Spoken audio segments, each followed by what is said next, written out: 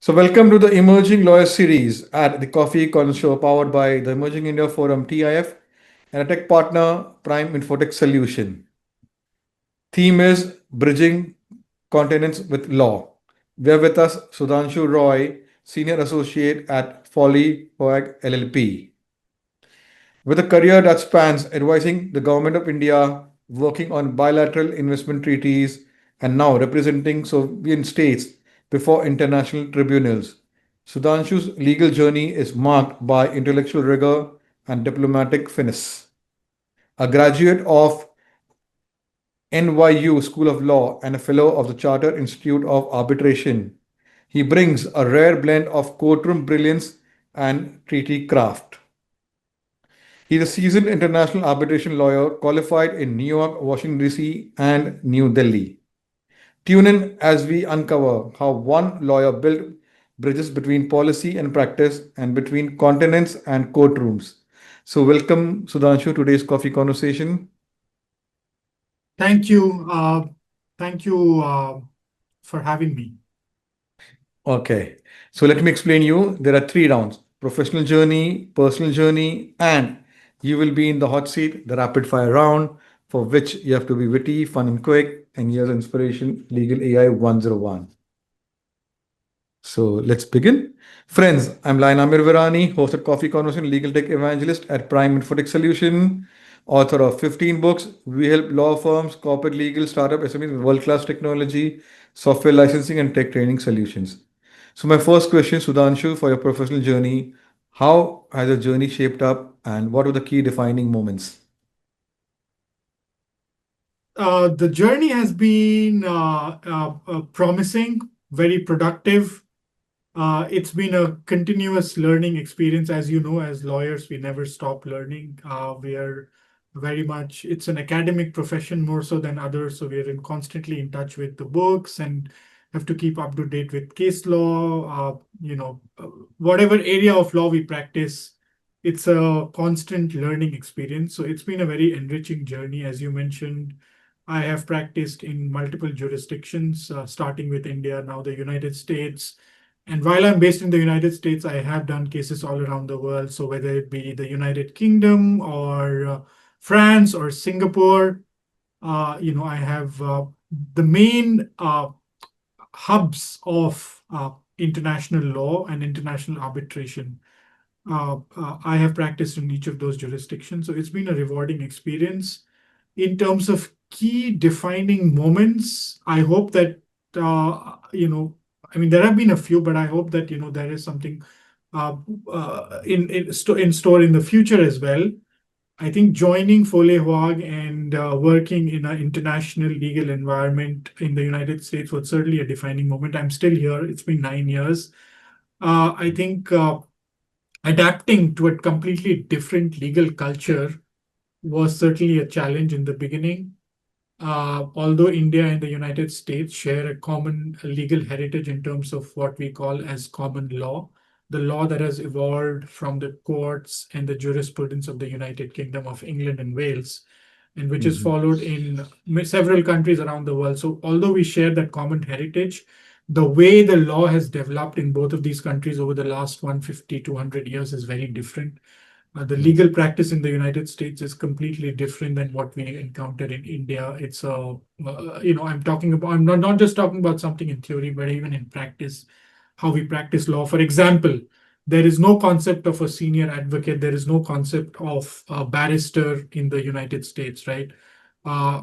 Lawyers are meant to do everything, whether you work in a law firm, whether you have your own setup. So from the very beginning, for example, I realized that advocacy, written and oral, is a big part of the practice in the United States, whereas in India, you could work in a law firm and write client memos or draft legal briefs, but you would never have to appear in court. That's not the case in the United States. It's very different. That's just one example. I can give you multiple other examples. So I think joining Foley Hoag, adapting to a new legal culture has been the defining moment, and I'm hoping for something even bigger in the future because it's a constant learning experience, as I said. Yes, very true. Okay. So there have been a couple of coffee speakers who have been fortunate, means me, uh, कि भाई who have an international experience like you are one. There is Harini. Uh, she's also dual qualified, and she had a stint at Interpol also. Oh, okay. That was a Interesting. beautiful of कि because in Hindi movies you must be knowing कि भाई Interpol के बारे में कि policing or red alert and all those. But it No, was I've nice had to some know. experience actually in my cases, in international arbitration cases, believe it or not. We've had some disputes Mhm. where certain foreign investors have challenged actions taken by the state and specifically by law enforcement agencies in those states where, for example, there was an investigation and they feel that the investigation had no legal basis and was completely unwarranted. So those actions have been then challenged in international tribunals, and we've had occasion where Interpol red corner and blue corner notices were issued, and we had to understand those regulatory aspects. So certainly, it's all Ah, very interesting. interesting. Yes. A good thing that Anidhar Krishna also, he's also apna practices apna in India, Singapore, means Asia Pacific region. So there are a couple of more speakers, like I can't remember so many because there are Exactly. 500 speakers in this 5 years journey, different series. So we don't have lawyers. We have cybersec, we have entrepreneurs, then professionals, startups, students, Sri Shakti. Then we also started doing panel discussions, special episodes. So a lot of actions happening at a coffee. Yeah, Uh, I'm sure there is. yes. Okay. So my next question. Let's dive deep into the conversation. Uh, so as someone in your first question also, you said that you were in different jurisdictions. So as someone licensed across three jurisdictions, what challenges do you face working across legal systems, and how did you navigate them? So, as I said, I think each jurisdiction is different. You have to understand the practical aspects of practicing in those jurisdictions. As of today, and for the last 9 years, my primary jurisdiction of practice is been the United States, New York, and Washington, D.C. is where I'm licensed. So, I'm quite well now. By now, I'm quite well adapted to working in those jurisdictions. I understand how the court system works over there, how the legal practice works, how you write a brief, how do you interact with your clients, what are the professional responsibilities and obligations. So I think United States is quite stringent in terms of its oral advocacy, the standards that are required for oral advocacy, for written advocacy, for conflicts of interest, for professional obligations. So I think working in such a jurisdiction had made things a little bit easier because when you're following the highest, the gold standard in legal profession, then working in other jurisdictions such as the United Kingdom or Singapore or India is a little bit, I'm not going to say it's easy, but it uncomplicates the task that is beforehand. And as I also said in the beginning, all of these jurisdictions share a common thread, which is that they all originate in the common law tradition. Uh, Mhm. but that being said, as I said, I think in the United States, I am required to do a lot of the advocacy piece. So I have learned that in the legal practice, uh, I'm going to emphasize this time and again, and I've done this in other platforms as well. The legal practice culture in the United States is very different. You are supposed, you're not just supposed to be a good oral advocate, but you're also supposed to be and expected to be a good brief writer. So you have to be able to convey your client's position and your position in very layman sort of words in relatively uncomplicated, simple English, and in a very brief and succinct manner. So, in the United States, for example, if you write a brief which is 100 or 200 pages long, nobody's going to read it. In fact, if you submit it in a court, the judge is going to probably throw it in the dustbin. Whereas in India, you can get away with writing 500 pages, uh, which effectively may not mean anything or may not say much. So I think you have to be very precise and very articulate, which has helped me a lot because, legal cultures are also changing. So I'm not going to say that India is the same as it was like 10, 15 years ago. We are also learning from other jurisdictions. But it's a challenge, but not so big, because in the United States now I do a lot of my own advocacy, and I do deal with the clients on a daily basis. So I think that has helped. But it's a challenge. For example, if I were to do a matter in France, it would be a big challenge. I have done enforcement cases in French courts, but I certainly cannot go in France and argue before those courts, for example, because all of their legal proceedings are conducted in the French language. So if I'm required to, for example, do more work over there, it would certainly be a challenge. But in terms of these 4 or 5 common law jurisdictions, it's been relatively, I'm not going to again say easy, but smooth experience over the last 9, 10 years. Wow. So my next one is also an interesting one.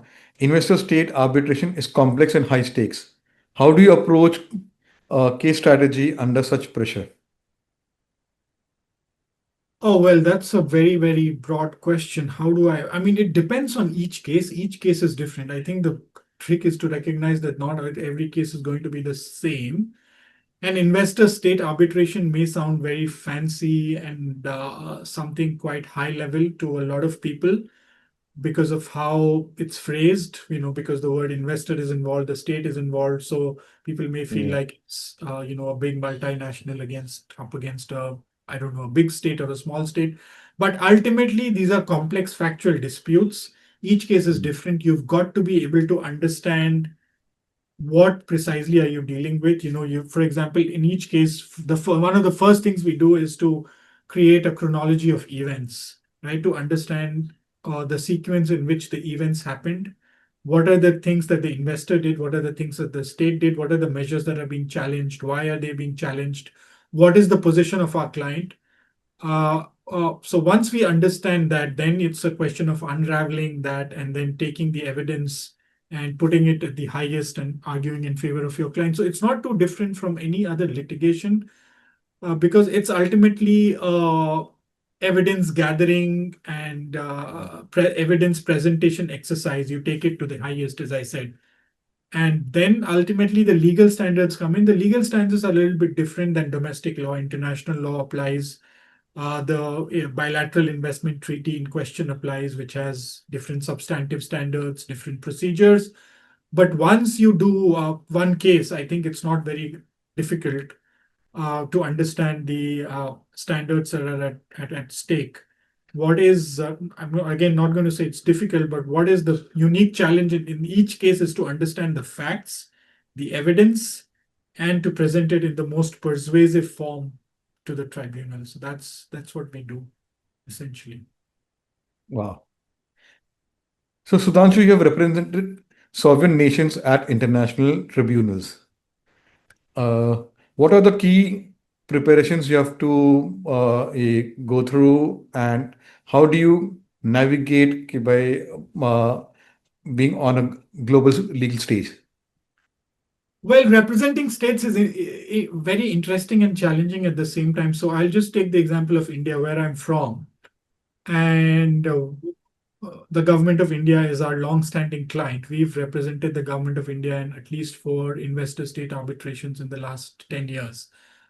So the first thing to understand, and it's not unique to India, but it is quite apparent when you work with the government, that you're dealing with an extremely large bureaucracy and extremely large machinery. So to understand the stakeholders and the issues at stake is very, very critical. You have to understand how governments function, how governments work, because these are complex, high stakes dispute. It's not just one ministry or one particular officer whose actions are under challenge. It's a relatively complicated case in which multiple organs of the government at several levels are involved, and not just the central government, but also the state governments, the public sector undertakings. Um, so I think you have to understand and map out the structure of what the dispute looks like, what the dispute is about. Then I think you have to understand that what are the public interest factors at play, because investors challenge government measures, and more often than not, those measures have been undertaken in some form of underlying public interest. So you have to identify the public interest that is at stake behind those measures, because investors will obviously argue that states engage in bad behavior, but sometimes it's not. Actually, more often than not, it's not bad behavior. It's just uh, behavior which can be explained if you understand why the government was acting the way it did. And the challenge is always to explain to the tribunal what it did. For example, again, I'll help with a practical example. In some of the cases that we've done, not just for India, but other states, investors challenge delays in issuing, for example, a particular license or a permit. They say that, oh, we expected this license would be issued in 2 months, but it took the government 2 years to issue the license. So this is bad behavior. It is prohibited by international law, and the state should be reprimanded and liable to pay compensation.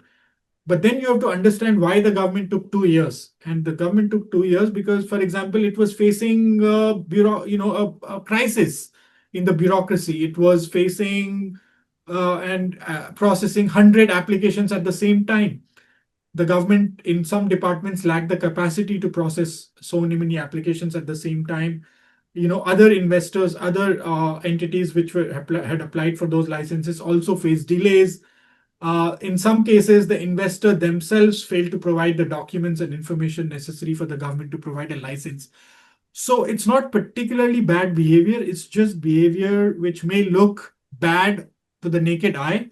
But once you dig in through the facts and understand what is at play, then you can explain away that behavior. And then, because under international law, if I'll put very simply, states are not liable for ordinary bad behavior. They are only liable if they engaged in egregious bad faith conduct. Now, I'm using a legal term, but they're only liable if they deliberately targeted a particular investor, or they discriminated against the investor based on their nationality or based on their origin.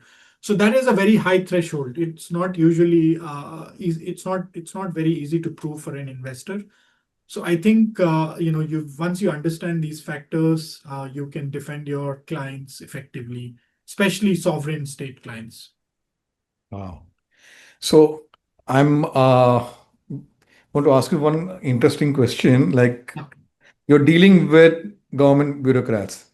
So how do you get them to give you the required documents, or what are the key elements of getting what is needed from them and other stakeholders, and what, according to you, uh, to is required for a good working relationship?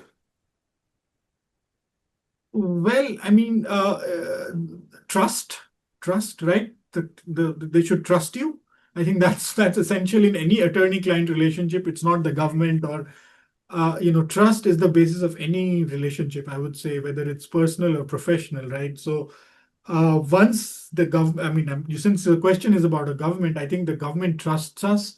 So that's why they appoint us as counsel. They know that we are free from any conflicts. We are going to be the most persuasive advocates and defend their position. So I think, and then we develop personal relationships, obviously, based on that trust. Things can change in the government a lot. So sometimes officers change, people are transferred. But once you've built that trust at the institutional level, once people know you, once people know your organization, for example, people know Foley Hoag is one of the world's top law firms in representing governments in states in international disputes. I think this all this flows effectively. Then the other challenge is obviously to make them understand what is at stake in each dispute, right? If you don't give us the documents, this and this is going to happen, right? So, and we are not going to be able to defend you until you give the documents. So it can be a challenge, obviously, when you're dealing with large bureaucracies, but more often than not, we've been able to build those relationships and get the information that we need, whether it's documents, whether it's witnesses, whether it's affidavits, and so on. Again, to give you an example, in some cases, we faced resistance from people who we want to serve as witnesses in arbitrations, because sometimes people don't understand the process and they feel that if they serve as witnesses, they will somehow be personally liable for anything that they say. But that's not the Mhm. case. Witnesses are not personally liable. Witnesses testify based on the knowledge of their facts, and they testify based on their office, the office that they held at the relevant time or at the particular time. They do not testify in their personal capacities. It's a professional affidavit that they file. So they cannot be liable for anything that they say as long as they convey the truth. There's nothing to be fearful of, especially in international arbitration, because also international tribunals do not have the power of contempt and so on and so forth. So it's challenging to be able to make people in the government understand, but also sometimes in private organizations. But once they Mhm. understand what we are doing and why we are doing it, it becomes relatively simpler. Wow, beautiful. So, Sudhanshu, how did your LLM from New York University School of Law shaped your perspective on international law? Oh, it absolutely shaped my perspective on international law, investment, estate arbitration. I was fortunate enough and lucky enough to study under some of the most well-known international law and investor state arbitration professors in the world. I was lucky enough to be able to, read from their textbooks. I mean, professors had written the textbook that I was reading from, so it did shape my perspective. I think practically it did more than academically, as I keep repeating, because ultimately as lawyers, I mean, it's an Mhm. academic profession, but a lot of it is like how you practice. So, for example, at NYU, a lot of the legal education was practice oriented. It was not so much theoretical in nature. It was most of the exams, for example, were open book, right? You could just take the book, and go to the exam hall, which is not always useful, or you can take the exam home and do the exam at home. But the questions were very practical, and you had to come up with creative solutions to the problems that were posed before you. So, I mean, it got me thinking as a lawyer. It got me thinking as how I can best represent the best interests of my client. For example, the world of professional responsibility. I don't think I had undertaken a serious course in professional responsibility while I was in India, but in the United States, it's a big part of your legal education. So I understood that as lawyers, we have certain professional obligations that we have to abide by absolutely. So I think it shaped my perspective in very practical sense, and it's still shaping, and I'm very grateful for that. Wow. So, Sudhanshu, how's the time at Foley Hoag LLP shaped your approach to public international law and litigation? I think I did touch upon this. It has absolutely shaped my relationship. Foley Hoag is one of the world's top law firms. It is probably the only law firm which has done a significant number of cases, not just in investor state arbitration, but pure public international law cases, which is state versus state. So, for example, we represent Armenia in respect of its many disputes against Azerbaijan with respect to the Nagorno Karabakh region. We have represented Philippines against the South China Sea. We've represented Bangladesh against Myanmar with respect to delimitation in the Bay of Bengal. We have represented a number of Latin American states with respect to public international law issues. So again, it has shaped my perspective on international law. And I have seen that international law can be an instrument of meaningful change. It's not something that you just study in books and theory, but you can effectively drive home and shape how states behave in the international plane. And it has obviously impacted my learning of not just public international law, but also international institutions and how they operate in practice. Wow. So, Sudhanshu, what's your view on how developing countries can better navigate international arbitration and treaty negotiations? I think they're already doing a very good job. They're becoming more sophisticated. I mean, I started practicing about 16, 15, 16 years ago. 16 years ago to be precise. So I think a lot has changed in that time. You know, states they did not have internal capacity to be able to understand the legal issues that are at stake. For example, when they're negotiating a treaty, now most states have like large legal teams, and they undertake rigorous analysis of each provision before they sign their agreements, because they know that they're undertaking certain specific obligations when they sign these agreements. So I think states have become sophisticated. Uh, but I think it's a continuous process. I think the capacity building portion of it is a continuous process which will take a while before developing states reach the level of of uh, of developed countries, especially the United States, the United Kingdom, France, Singapore. I think which have very significant internal in-house legal capabilities. But I think some of the developing states that I work with are so large that they're somehow somewhat focused on some of the bigger domestic issues at play. So in that sense, international law is ignored. So I think they have to be able to develop that capacity and do it over a period of sustained period of time. And I think they will reach a point where they will probably do it everything themselves. They probably would not need law firms like ourselves to do these tasks. Wow. So, Sudhanshu, many lawyers struggle with work life balance. How do you manage such a globally demanding practice? Well, that's an interesting question. I have struggled. I mean, I'll acknowledge that I've struggled with work-life balance myself. I'm not going to claim that I'm perfect. I think it it also depends a lot based on my own experience on the phase of career you are at. So at least in the initial part of your career in the legal profession, as you know, you've got to be able to prove yourself, work harder, put in the hours. I mean, I remember putting all-nighters very often all the time. So I think the initial phases of the first 5, 10 years, I would say, is a big challenge. And then you got to be able to, put in the effort and then reach at a level where, you can call yourself that you've, I'm not going to say again successful, but you've attained a level of seniority where, you then move on to the next phase of your career. So I'm probably somewhere in the middle. So once you've moved beyond the initial phase, I think then it's critical to recognize that your life extends beyond just your profession or just being a lawyer, and then set certain boundaries as to what to do. Like having a family, for example, having children uh, changes you a lot. And in my case, it did a lot. Like after I had kids, I did recognize that my life is not just meant for myself and my profession, but also, I mean, I owe it to my kids to spend time with them. uh, and being a lawyer, being successful is very important, but it's not everything.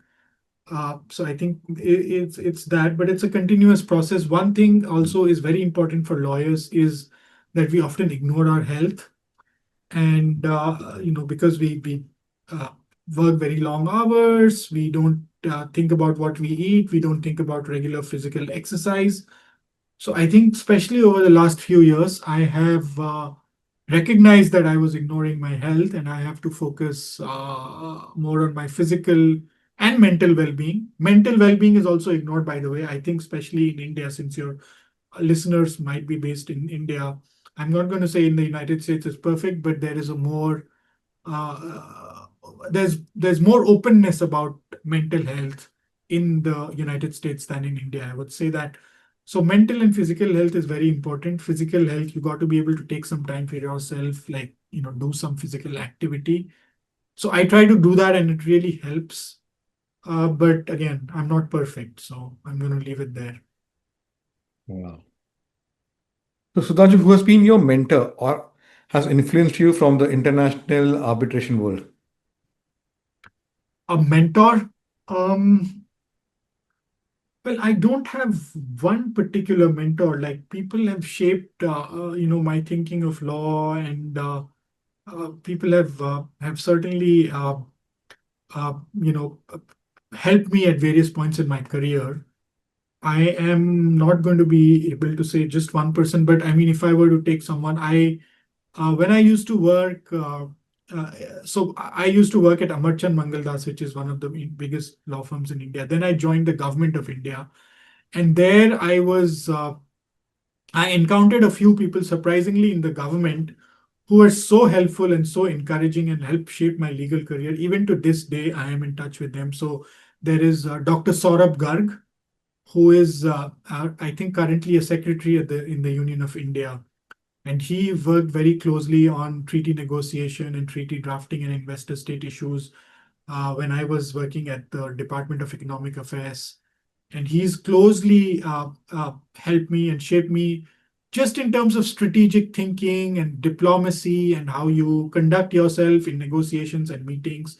There's also Dr. Prabhat Kumar Mishra, Miss Ishita Tripathi. These are all government people.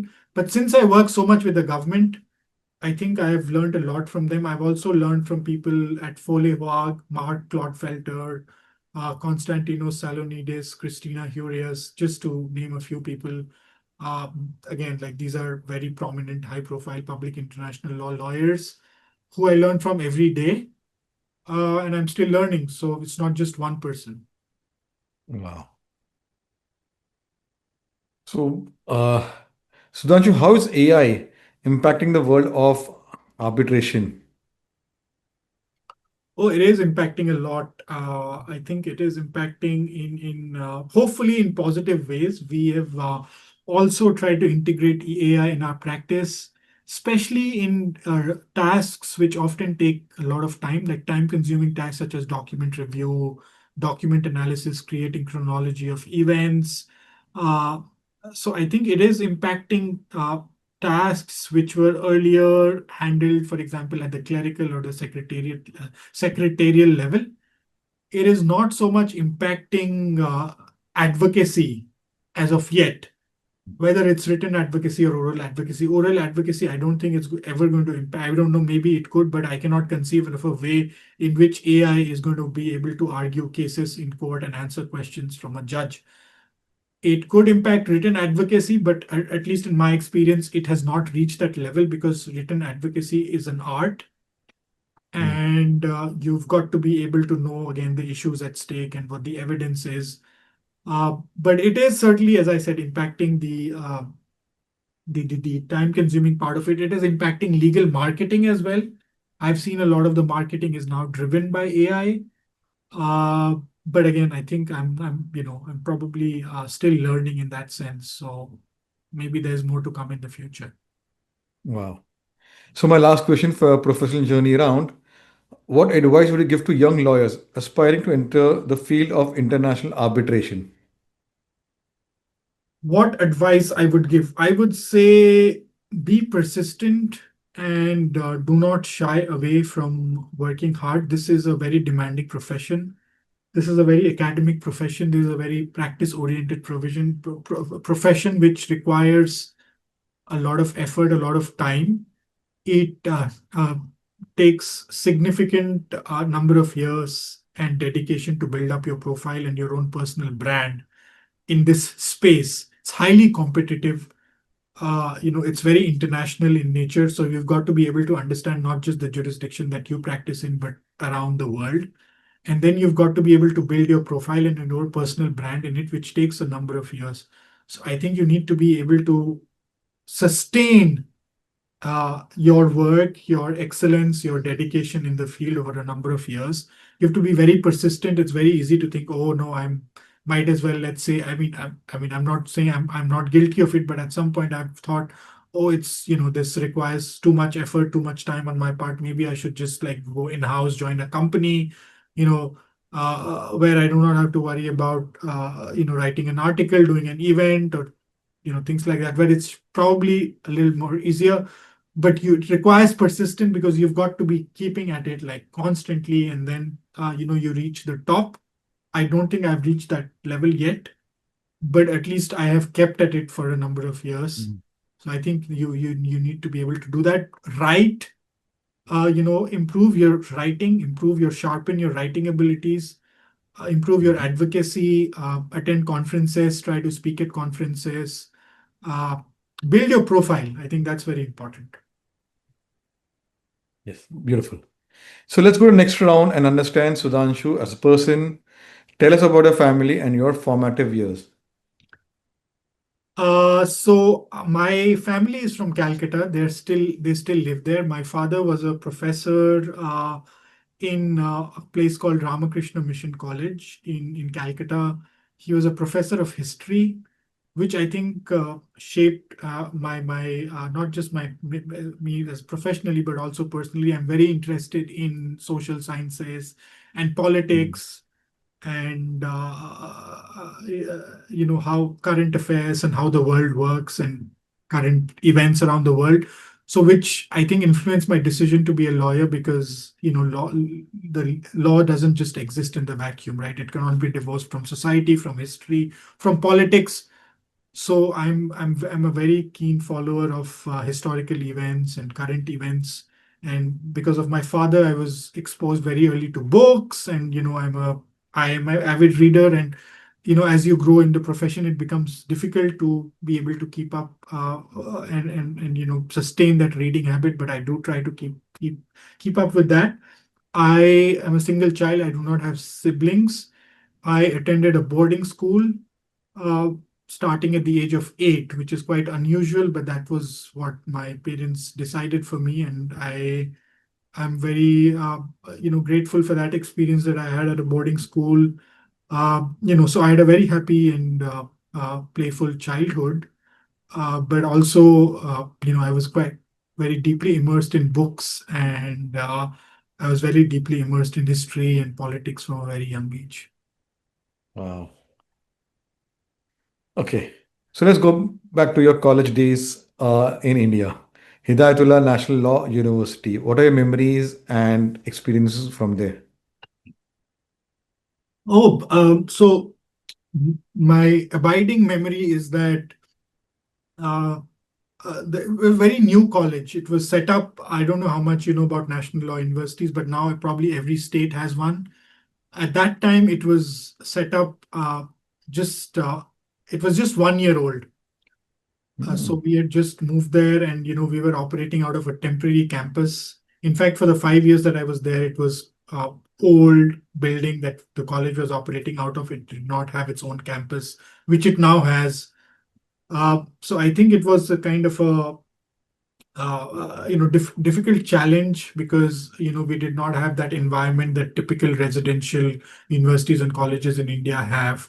But what we did have, that was a very good faculty, very good exposure to the legal profession and what it takes to be a lawyer. So I learned a lot. For example, we did a number of moot courts, and we were exposed from a very early age to legal writing and events all around the world. We traveled. Thankfully, the college, funded our travels, to Mm. various moot court competitions, to advocacy competitions, to college cultural festivals. So, we were very grateful for that exposure, but it was a very competitive environment. We knew that Mm. to succeed as a lawyer, you need to excel. So I'm very grateful that the university imbibed that in me from a very young age. Wow. So, what is one memory from your school days at the Skindia school that still brings a smile to your face? Brings a smile to my face. I'm going to be very honest. Bunking school to go and watch a movie. So I was I don't know if you took the name of my school, but my boarding school was called the Scindia School. It's a place called Gwalior in Madhya Pradesh. It's in the northern part of Madhya Pradesh, at the northern tip, closer to the Rajasthan border and the UP border. And the school is located on a fort, a very historical 6th century fort called the Gwalior Fort, because it belongs to the royal family of Gwalior, which is the Scindia family, which is where the school gets its name from. So we were in a Mm. very isolated kind of an environment, which is completely away from the city. It's very green and beautiful and peaceful and calm. It was, it still is probably. But we were not in the city. So you could not do anything that a regular city, regular person living in the city does, such as going to a restaurant, going to a movie, going to a park. So it was a big thing for us to be able to do that, and the school did not permit us to do that. But I did sneak out on a few occasions to watch movies, not when the classes were going on, but for example in the evenings when we were supposed to be playing some sport, or just supposed to be sitting and reading.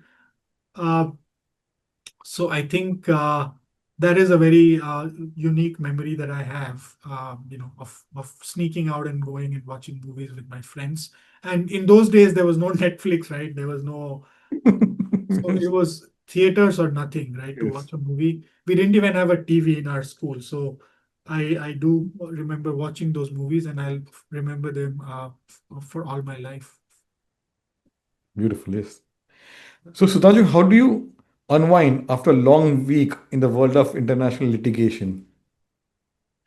How do I, is the question, Unwind or recharge? how do I unwind? I unwind by, as I said, I have a family now of my own, my kids. I unwind with them. I try to take them out for like soccer or football, as you call it in India.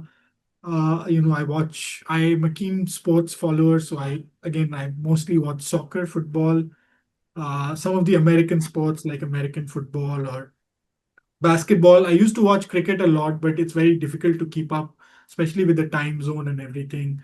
But I do follow the test matches that happen occasionally.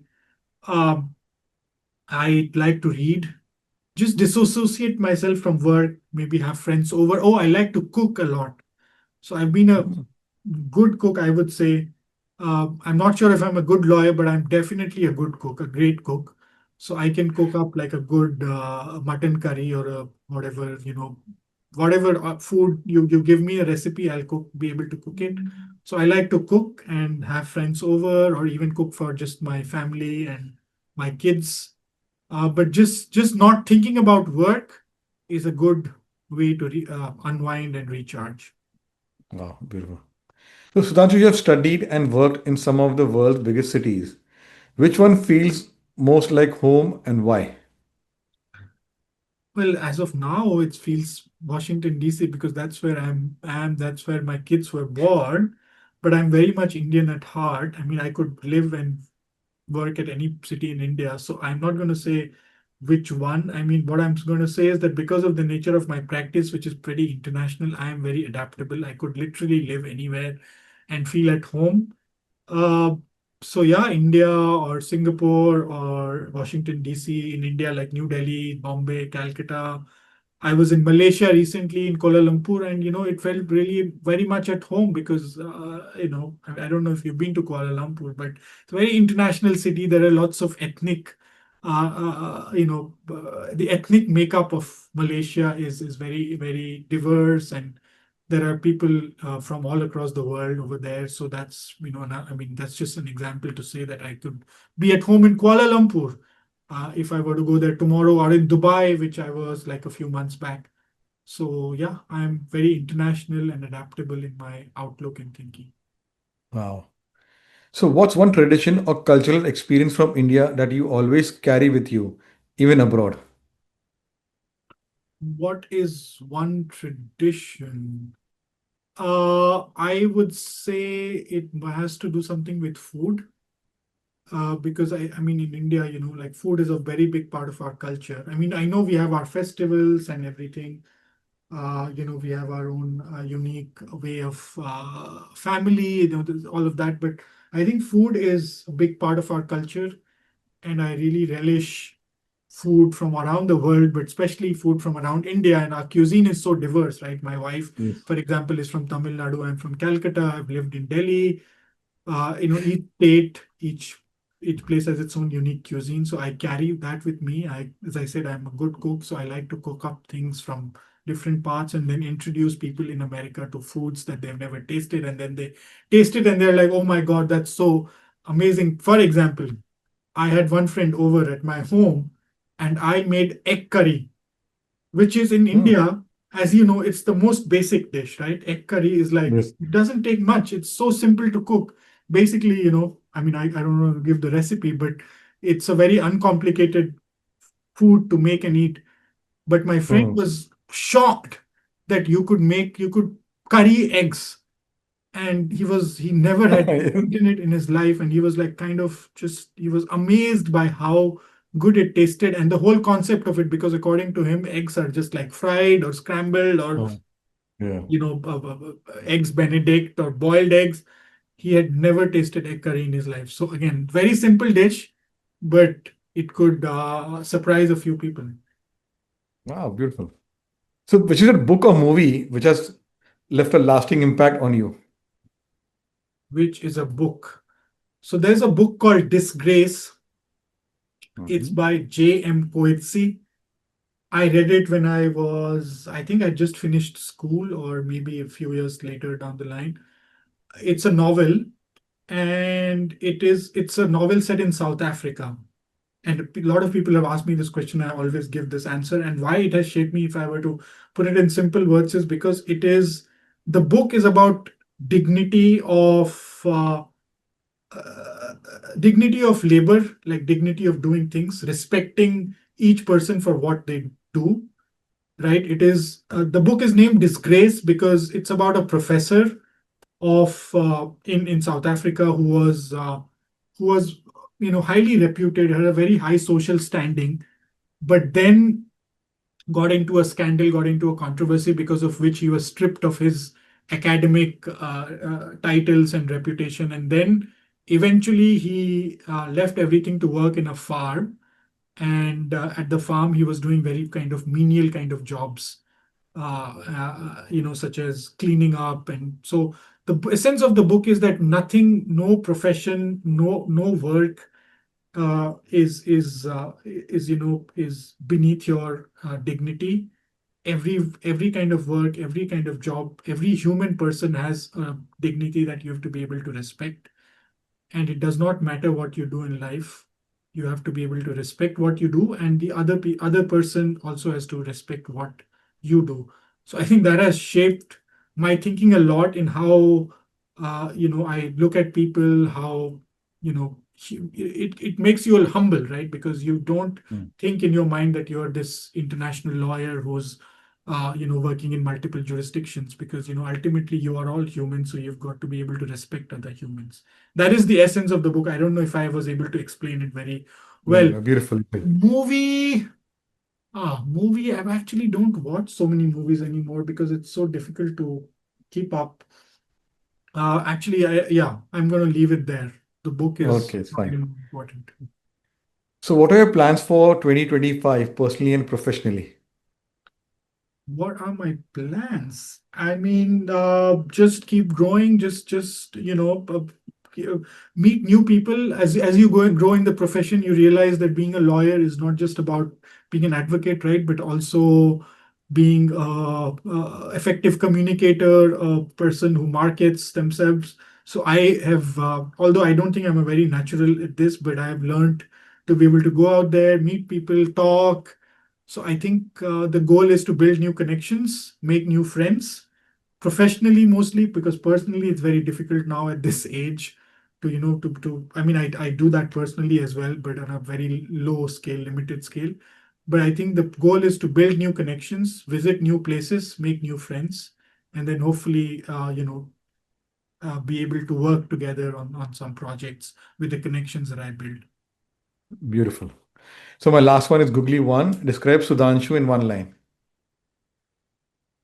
Serious looking, but not so serious at heart. Wow. So, let's put you in the hot seat, the rapid fire round. Your go to comfort food. Egg curry and roti. Wow. Midnight oil or early morning grind? I would say early morning grind now. If you had asked me 2 years back, maybe midnight oil. Okay. One food you miss from India? I would say the rolls of Calcutta, egg roll, egg chicken. Like, I don't know if you've had those kati rolls. No, I Yeah, I had. miss them a lot. When I I miss visited them a lot. Delhi, so there is Uh, Ye Kareems are there. Yeah, in the US you get everything, but I mean in New York you could get kathi rolls, but they don't make it like the way they do in Calcutta. So I do miss that a lot. Ah, wow. I'll remember that. When I visit Kolkata, Go I'll to ping go you to where to have. Park Street. There's a place called Kusum Rolls in Park Street. Try the rolls Wow. over there. You will thank me. Beautiful. Formal hearings or backroom negotiations? Hearings, I would say. Wow. Your favorite color? Blue. Your dream travel place? I would have to say Kenya or Istanbul. Kenya for the safari and Istanbul for the food because I really, my favorite cuisine is like Mediterranean, Lebanese, Turkish. So I cannot Oh, imagine how good the food would be if I go to Istanbul or to Beirut in Lebanon. So Beirut or wow. Istanbul. Wow. Best piece of advice received? Uh, don't take yourself too seriously. Wow. Uh, your recommendation to visit a place in Washington, D.C.? I would say the the Smithsonian Museum of Natural History in Wow. Washington, D.C., or the Smithsonian Museum of Art. Washington, D.C. has multiple museums, but I think Hmm. those two stand out because the Natural History Museum is really about like human evolution, right from the, I Wow. don't know, 200,000 years ago to the present date. So it's fascinating, Wow. especially if you're keen into history. And the Museum of Art, I think, because it has the most amazing collection from all around the world. Again, a lot of it is historical, a lot of it is like Renaissance, and I don't know how much people are into art, but you really, if you just stand there and take a moment to look at the beautiful paintings over there, you learn to appreciate it very much. Wow. And your favorite restaurant in Washington, D.C.? My favorite restaurant in Washington, I would have to say there's a restaurant called Mejana. It's in not in Washington D.C. It's like two metro stops away in a place called Arlington in Virginia, but only 15 minutes from Washington D.C. It is Mm-hmm. serves Lebanese and Mediterranean food, and I say that's my favorite cuisine. I mean, Indian cuisine is always there, but the Yeah. most amazing Mediterranean food that you can have is at a restaurant called Mejana, Mejana. You can look it up. Wow. Thank you. I'll remember. So my last one. Tea or coffee to recharge? Coffee. You're in the coffee share. So you did well, and here's your book, which will be sent to you. Just ping your address. So, friends, it was a lovely conversation. Now he's in Delhi, but based in Washington, D.C.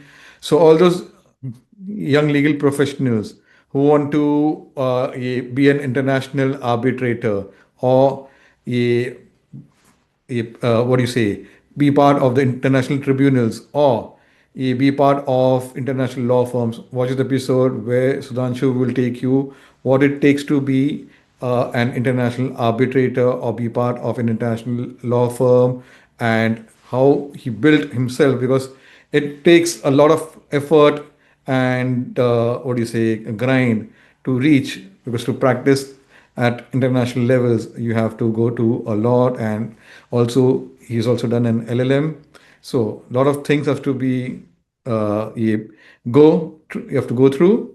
So like that there are fine coffee speakers who have shared their inspiring journeys, professional, personal, and if you're in Washington DC, his details will be there. You can ping him and he will invite you to have mutton curry and egg curry. But we have egg curries, but you can try his mutton curry as he's a good cook. Yeah, so there are many coffee speakers are there who are what do you say from the male side who are into cooking. So I would like to plan a fighter chat. What got you all excited into cooking and what's your secret ingredient? Absolutely, I would love to do that.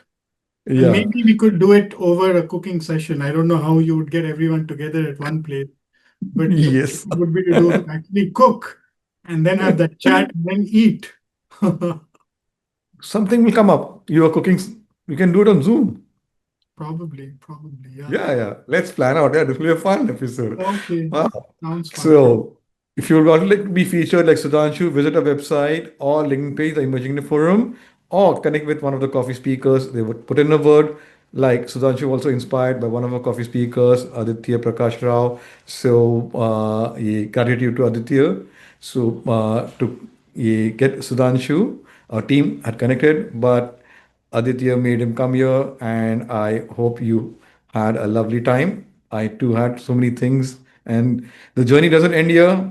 All the coffee speakers are now part of the Coffee Tribe community, so you become the journey continues. Yeah. So take care. We meet with another coffee speaker or cup of coffee. Thank you. Thank you. Take care. Bye.